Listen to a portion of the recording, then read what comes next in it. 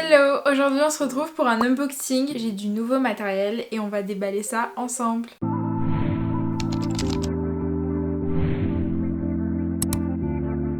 J'ai commandé la caméra Sony A6700. Dans cette vidéo, je vais pas vous donner beaucoup d'arguments très pro. Là, il y a d'autres chaînes qui vous les expliqueront mieux. Je vais vous l'unboxer, vous faire un petit test, histoire de voir qu'est-ce qu'elle a dans le ventre, même si bon, je sais qu'elle en a pas mal sous le capot. J'ai reçu la caméra hier. J'ai reçu la carte SD la semaine dernière, j'étais en mode...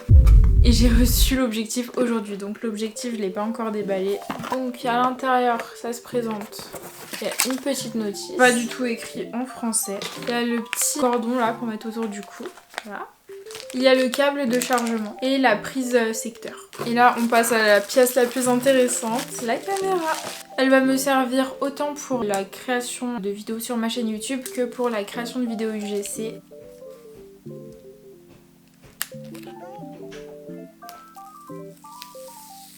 Trop satisfaisant. L'objectif c'est le Tamron 1770. Il est à 2.8 d'ouverture constante. C'est génial parce que quand tu passes du 18-55, son minimum c'est 3.5 et quand tu zoomes ça assombrit tellement. Je sais tellement pas comment faire pour le sortir de sa boîte. Ça me fume parce que vraiment l'objectif est plus lourd que la caméra je crois. Je savais le poids mais je m'attendais pas à ce poids là.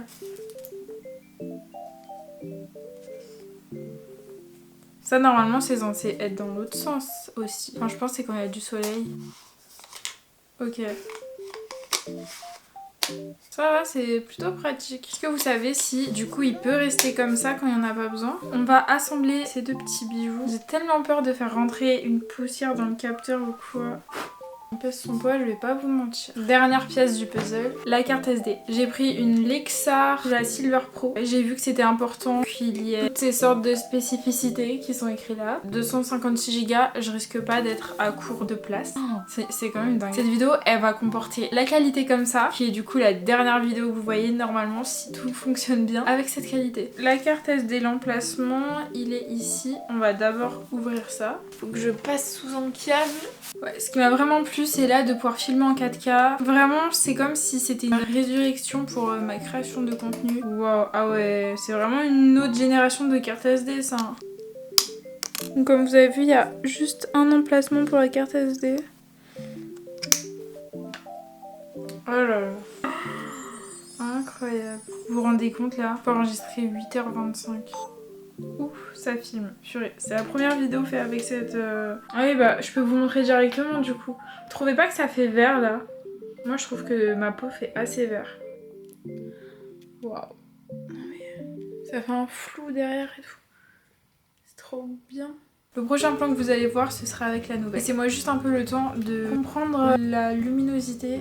Coucou, donc voilà, on se retrouve avec la nouvelle qualité, la nouvelle caméra. Je filme du coup avec la Sony A6700. Là j'ai réussi à un peu régler les couleurs de sorte à ce que j'ai pas un teint verdâtre. Là je trouve que les couleurs sont vraiment sympas. Comparé à ce qu'on avait tout à l'heure en tout cas, bien sûr que c'est mieux. Là les tons de la vidéo de couleurs j'aime trop. Franchement ça fait trop beau. Puis je sais pas si vous remarquez mais comparé à tout à l'heure déjà, mes deux lumières derrière elles sont vraiment sympas. La teinte est vraiment cool. Après c'est vrai que mon visage peut-être qu'il n'est pas assez illuminé.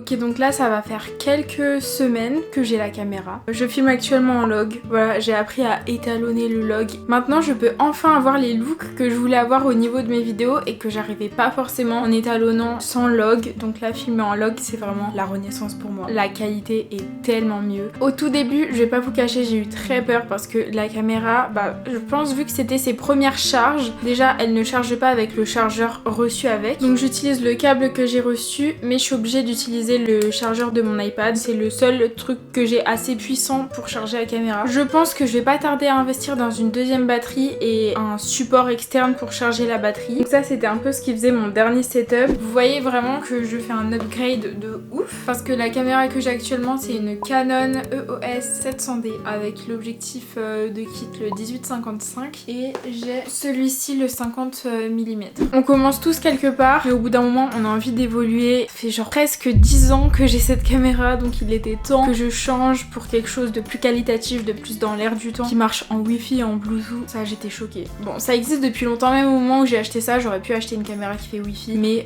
écoutez, hein, mes parents surtout n'allaient pas investir dans une caméra de ouf alors qu'ils savaient même pas si c'était vraiment ce que je voulais faire plus tard. Donc si vous avez des idées de ce que je pourrais en faire, dites-moi, je suis preneuse. En tout cas pour l'instant, je suis très satisfaite. J'ai déjà pu commencer à tourner quelques petits contenus pour des collaborations UGC avec cette caméra. L'étalonnage, c'est dingue. Quand t'as vécu avec une Canon EOS 700D, tu te rends compte de la différence de qualité, même à travers le petit écran là. N'hésitez pas à me dire en commentaire s'il y a certains shots que vous aimeriez voir comment ça rend avec cette caméra, plus le Tamron 1770. Je vais vous mettre quelques petites photos que j'ai fait avec aussi, elles sont trop belles. J'ai pu prendre des photos dans la nature. J'ai hâte de faire des photos de rue avec, faudrait que je l'emmène à Paris. J'espère que cette petite vidéo pour vous présenter mon nouvel achat vous a plu. Bien sûr, je ne rentre pas dans les détails parce que je ne suis pas une professionnelle pour l'instant et je suis toujours en train de la prendre en main. J'avoue que pour trouver comment filmer en log, c'était assez compliqué parce qu'elle marche pas comme les autres caméras. Prenez soin de vous et puis moi je vous dis à la prochaine pour une nouvelle